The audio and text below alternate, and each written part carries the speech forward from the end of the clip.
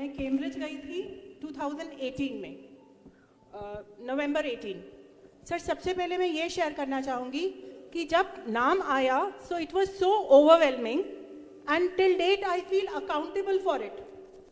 एक कॉन्सेप्ट था walk the hall, it is very common, everybody knows. Walk the hall meaning कि आप अपनी कुर्सी छोड़ दीजिए और आप पूरे स्कूल में घूमिए, आप बच्चों से, टीचर्स से और अदर स्टाफ से कनेक्ट करिए।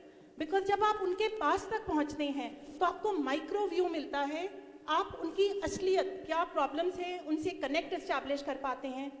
सर, हमने अपने स्कूल में बच्चों के नेम टैग्स लगाए, सब बच्चों के आगे we had more than 2000 students, जिससे जब आप बच्चे को उसके नाम से एड्रेस करते हो तो उससे आप अलग से कनेक्ट एस्टैब्लिश कर पाते हो, चाहे वो गार्ड था, कोई भी था। इस हायरार्की को हमने बिल्कुल तोड़ दिया। मेरा नाम मुरारी झा है और 2018 में मार्च महीने में मैं सिंगापुर गया था। एज सोशल साइंस टीचर मैं सोशल साइंस पढ़ाता हूँ क्लास में, तो हमारे लिए अलग अलग देशों का नाम मैप पे एक पॉइंटर्स के रूप में होता था बिफोर दिस एक्सपोजर।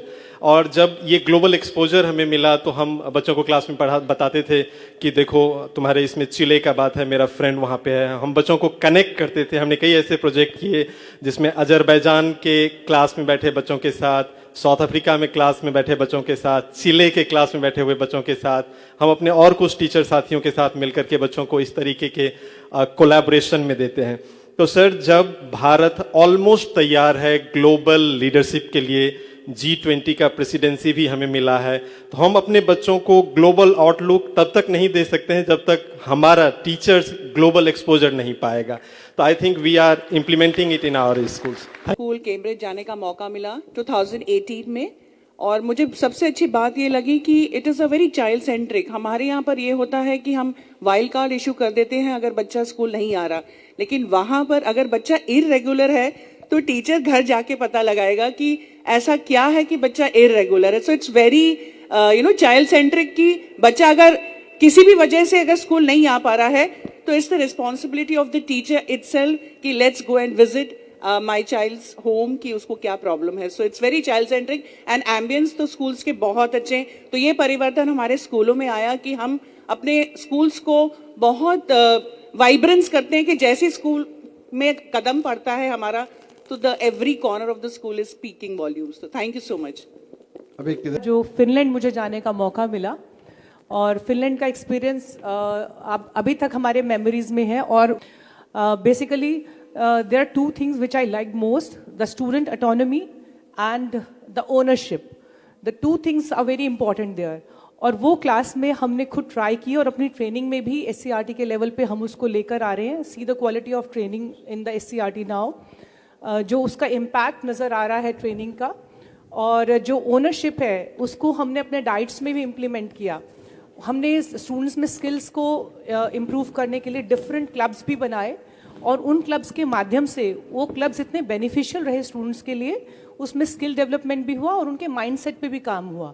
बल्कि हमने उसको और अलाइन कर लिया अपने इनिशिएटिव्स के साथ में। और जो स्टूडेंट्स को ऑटोनॉमी थी क्लासरूम में, that was the wonderful thing over there.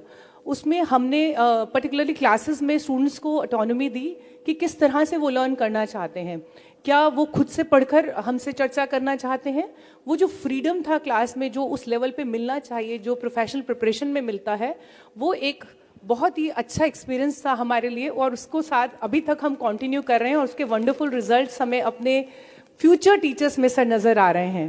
Ahmedabad जब हम गए तो हमने देखा कि वहाँ क्लासरूम के अंदर 8:40 पे क्लास शुरू होनी होती थी, पर 8:30 पे हमारे प्रोफेसर्स ऑलरेडी होते थे और 8:40 पे तो ब्लैक बोर्ड पे शुरू हो जाया करता था।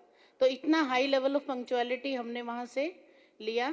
और कैम्ब्रिज भी मैं गई तो वहाँ मैंने एक तो साइंस टीचिंग के बारे में नोटिस किया था कि वो साइंस लैब के अंदर ही बच्चों को थ्योरी टीचिंग भी कराते हैं। और ये बात मैंने अपने जो टीचर्स हैं, प्रिंसिपल्स हैं, उन तक पहुँचाई कि जहाँ जहाँ भी पॉसिबल हो, हमारे पास इंफ्रास्ट्रक्चर अवेलेबल हो, तो हम अपने बच्चों को साइंस जो है वो लैब के अंदर पढ़ाया करें। और दूसरा मैंने देखा कि वहाँ पे एक स्पेशलाइजेशन से सर मैं बहुत प्रभावित हुई थी। मैं बच्चों को अपनी ट्रेनिंग के लिए तो नहीं गई, पर मॉस्को लेके गई थी। तो मैंने वहाँ देखा कि क्लास 8th ऑनवर्ड्स जो उनके स्पेशल स्कूल्स हैं कि मैथमेटिक्स की स्पेशलाइजेशन है 9th ऑनवर्ड्स, और उसके बाद उनकी साइंस की स्पेशलाइजेशन है। और वहाँ मैंने देखा कि हमारे एक बच्चे ने मेरे साथ शेयर किया था कि मैडम 2.5 नंबर से मेरा रह गया, नहीं तो मैं केमिस्ट्री में टॉप करता। तो वो लाइन को मैंने ऐसे जिया आकर के और अपने बच्चों की ट्रेनिंग कराई, बाकायदा सिलेक्शन किया, और अगले साल फिर हम ब्रॉन्ज मेडल लेकर के आए केमिस्ट्री में। तो मुझे इससे लगता है कि ज़िंदगी में इनाम मिल गया बच्चों के साथ कुछ करने का। और 2017 में मेरा जाना हुआ सिंगापुर, और वहाँ जो मैंने देखा और महसूस किया वो आज तक मेरे दिलो दिमाग पर छाया हुआ है। और आज भी मैं अपनी कक्षा में जाती हूँ तो वो अपने अनुभव बच्चों को सुनाती हूँ। कोई भी वहाँ से रिलेटेड एक्टिविटी मुझे करानी होती है तो मैं बच्चों को कहती हूँ, पता है सिंगापुर के क्लासरूम में बच्चे इस एक्टिविटी को इस तरह से करते हैं, आप लोग कुछ उनसे कम हो क्या? तो बच्चे बड़े उत्साह से उस एक्टिविटी को करते हैं, चाहे वो नेम टैग की एक्टिविटी हो, चाहे फ्लिप क्लासरूम की एक्टिविटी हो। और मेरी पूरी जो ऑनरशिप होती है वो बच्चों की होती है। इनफैक्ट मैं कहूँ कि मेरी नियरली 80 to 90% क्लास मेरे बच्चे चलाते हैं क्लास। कि मैंने वहाँ बच्चों को देखा था कि Thank you, बच्चे thank स्क्रीन you. पे खुद पढ़ रहे हैं और काम कर रहे हैं। तो जो सर आपने टैब दिए हैं मेरी क्लास में पहले वो चलता है, बच्चे फिर शेयर करते हैं कि टैब से लेसन के बारे में क्या जाना, और बच्चे क्वेश्चन करते हैं। Thank thank you. You sir. 2016 में मैं कैम्ब्रिज यूनिवर्सिटी गया था और वहाँ से मैं पूरी तरह से ट्रांसफॉर्म होकर लौटा। जो लर्निंग थी, लीडरशिप लर्निंग की, बच्चों क्या क्या हम भला कर सकते हैं, हमारे ज्ञान से क्या फ़र्क पड़ता है बच्चे को अगर फ़ायदा ना पहुँचे तो उसके लिए फिर बच्चों ने जिस जिस तरह का डिमांड किया और हमने उसको पूरा करने की कोशिश की, चाहे वो को-करिकुलर एक्टिविटीज़ हो, चाहे उनकी सुविधाएं, चाहे उनके पढ़ने के लिए, स्पेशल पढ़ने के लिए रीडिंग रूम स्थापित करना हो। बच्चे अगर डिप्रेशन में है तो स्ट्रेस बस्टर रूम की शुरुआत की, वहाँ से हमने सीखा था कैसे स्ट्रेस दूर किया जाए। हमने एक स्ट्रेस बस्टर रूम बना दिया, बच्चे बहुत इंजॉय कर रहे हैं, बड़े भी चाहें तो उसको उस पर हाथ आजमा सकते हैं। बहुत बढ़िया। और 2019 में मैं सिंगापुर गई थी। हमारे पहुंचने से पहले ही सभी ट्रेनर्स न केवल क्लासरूम में होते थे बल्कि उस दिन के मुख्य पॉइंट जो भी लेक्चर में उन्होंने देने होते थे वो बोर्ड पर लिखे होते थे। और यही बात मैं भारत में भी लेकर आई, अपने स्कूल में, अपने आसपास हर जगह यही बात कन्वे की, ताकि विद्यार्थियों को क्लास शुरू होने से पहले ही पता हो कि आज हम क्या और कैसे पढ़ने वाले हैं। वो है वहाँ पर स्किल बेस्ड स्कूल। मैथ्स और साइंस को लेकर अक्सर हमारे विद्यार्थियों के मन में इतनी दुविधा रहती है कि यदि वो 9th तक ना कर पाएं तो वो स्कूल छोड़ देते हैं। सिंगापुर में मैंने देखा कि स्किल बेस्ड स्कूल हैं और जो बच्चे मैथ्स और साइंस में बहुत आगे नहीं बढ़ पाते उन्हें इन स्किल बेस्ड स्कूल्स में भेज दिया जाता है और उनकी भी उतनी ही उपयोगिता है। Thank you sir.